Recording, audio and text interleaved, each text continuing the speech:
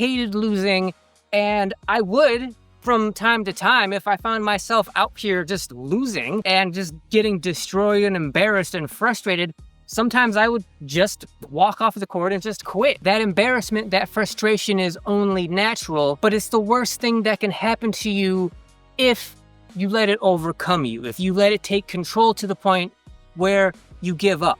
So let's talk about why that giving up is the worst thing you can do, and then ultimately leading to why losing is actually the best result that can happen for you becoming the best player you can be as fast as possible. If you want to deal with them, if you want to handle them, if you want to ultimately conquer them, so that in the future they affect you less and less and less until they just don't affect you pretty much at all anymore. The way to accomplish that is to go through those feelings, experience those feelings. Number one is being frustrated and being embarrassed are indicators.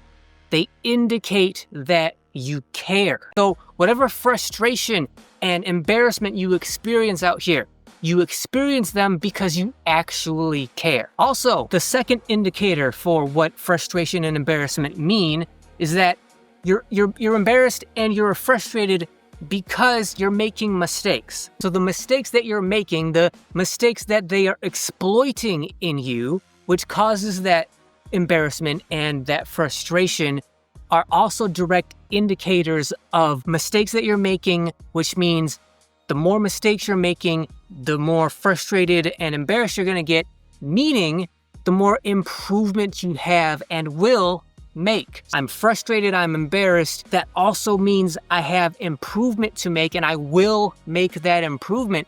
The sooner you can link those two together, the better. That's why losing is so important, because as you lose, you can be learning how to get better.